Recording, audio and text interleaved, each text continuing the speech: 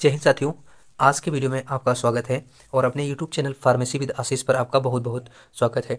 आज के वीडियो हम लोग बात करने वाले हैं एक बेहतरीन प्रैक्टिस सेट के बारे में, जिसमें हम आपको करवाएंगे क्या, एक बेहतरीन क्वेश्चन का कलेक्शन आपके सामने रखेंगे।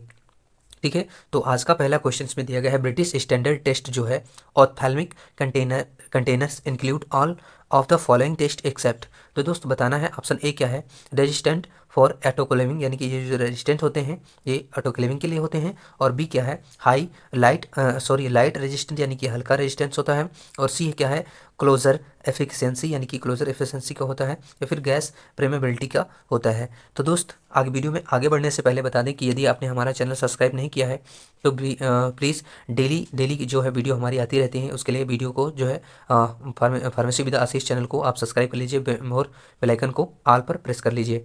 ठीक है, तो बताएं इसका राइट आंसर क्या होने वाला है। इसका राइट आंसर दोस्त हो जाएगा क्या, ऑप्शन नंबर इसका हो जाएगा A, resistant for autoclaving is the correct answer.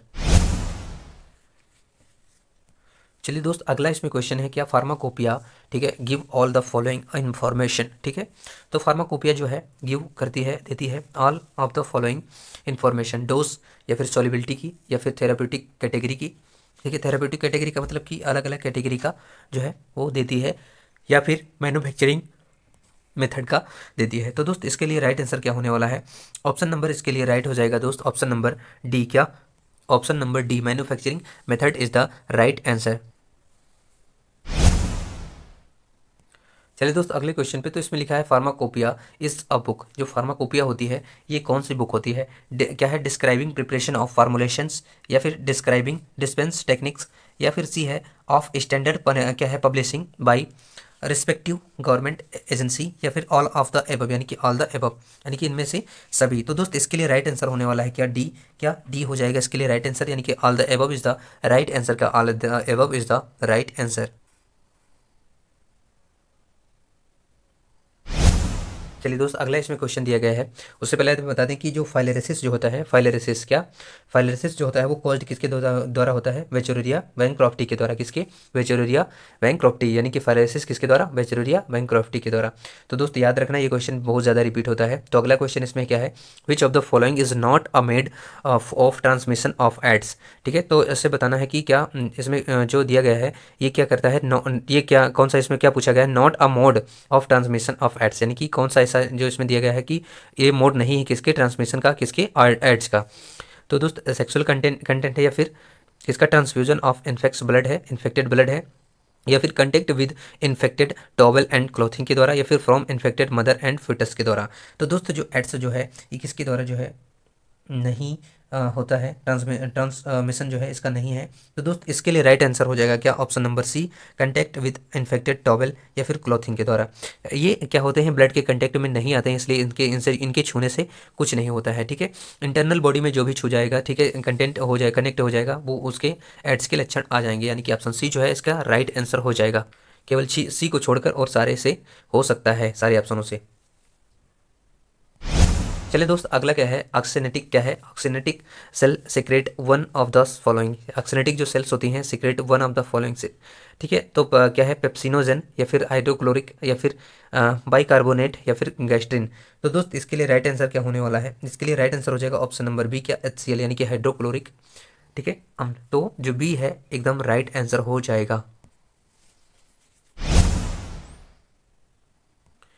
चलिए दोस्त अगला इसमें क्या है, मास पेरिस्टेलिसिस इज सीन इन। तो मास जो पेरिस्टेलिसिस होता है ये सीन होता है किसमें, स्मॉल इंटेस्टाइन में, या फिर स्टमक में, या फिर लार्ज इंटेस्टाइन में, या फिर एसोफेगस में।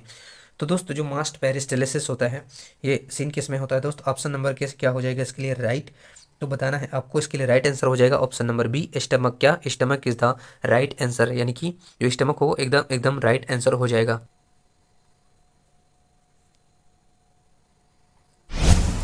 चलिए अगला इसमें क्या है, who is known as father of modern chemotherapy. तो दोस्त बताना है ऐसा कौन सा है जो फादर है किसका, मॉडर्न केमोथेरेपी का।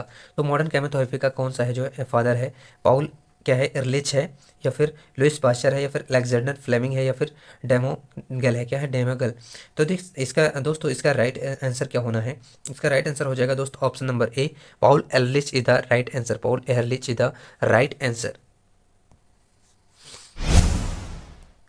चलिए दोस्तों नेक्स्ट क्वेश्चन पे, तो इसमें दिया गया है the effect of sulphur drug is antagonist by.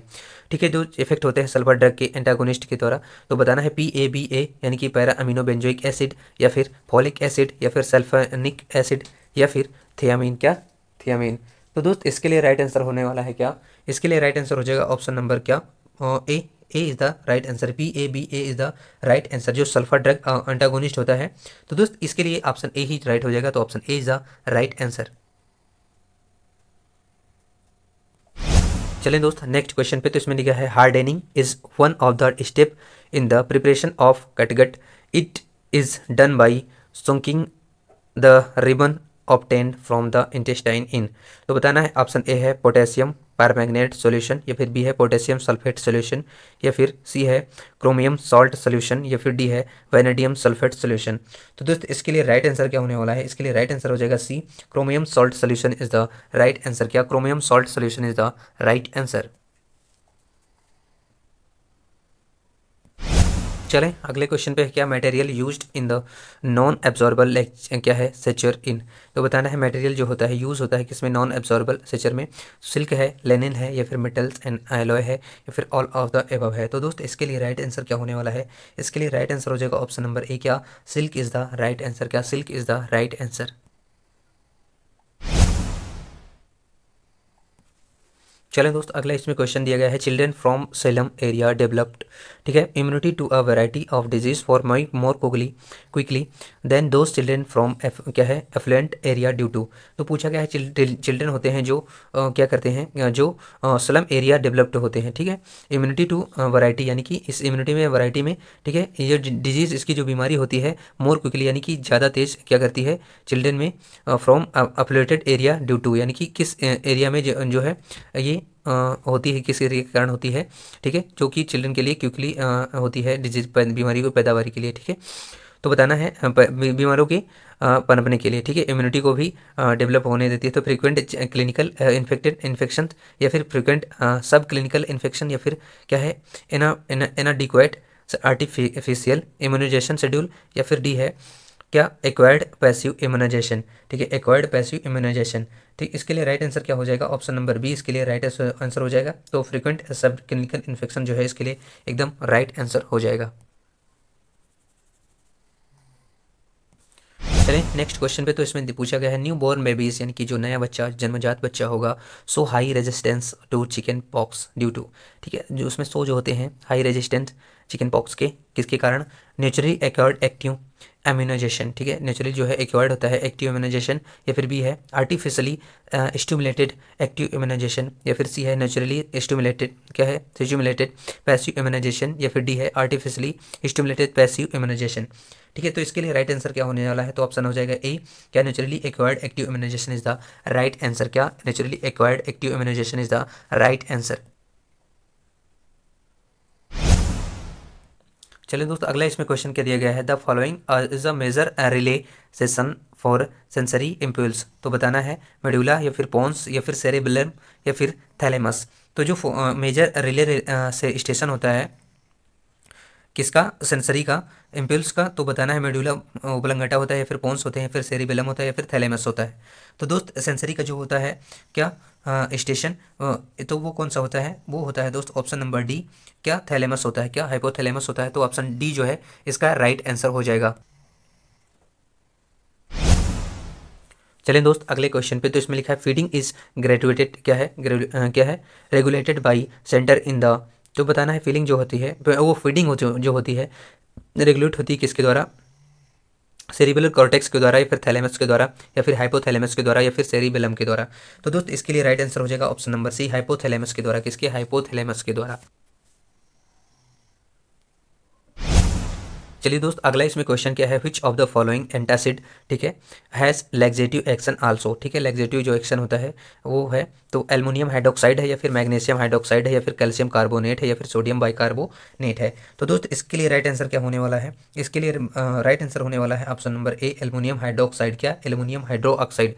तो ऑप्शन ए जो है इसके लिए राइट हो जाएगा। तो option A is the right answer. चलिए दोस्त, अगला क्वेश्चन क्या है। Omeprazole is used in the treatment of peptic ulcer since it.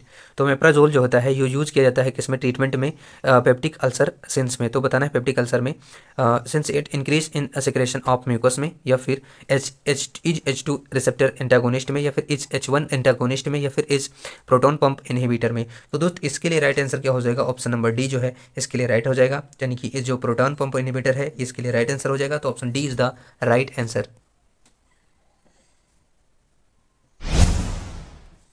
बात करेंगे अगला क्वेश्चन इसमें क्या, which of the following disease is caused by parasitic protozoa. ठीक है, पैरासाइटिक प्रोटोजोआ के द्वारा कौन सी ऐसी डिजीज है जो कॉज होती है, क्या है, लिस मैनेसिस, लिस क्या है, लिस मैनेसिस होती है, या फिर लेप्रोसी होती है, या फिर सेफिलिस होती है, क्या सेफिलिस, या फिर प्लेग होता है। तो दोस्त इसके लिए राइट आंसर होने वाला है ऑप्शन नंबर ए, क्या, option number A, option number A is the right answer. चलिए दोस्त, अगला इसमें क्वेश्चन पूछा गया है कि फॉर एजुकेशन जो है, एजुकेशन ऑफ मीजल्स क्या है, measles immunization coverage should be at least. तो 80%, या फिर 85%, या फिर 96%, या फिर 100%। तो दोस्त इसके लिए राइट आंसर होने वाला है option number B, 85% is the right answer. Next question की बात करेंगे तो इसमें लिखा है पीरियड ऑफ मैक्सिमम क्या है, क्या है, in infectivity in mumps in during.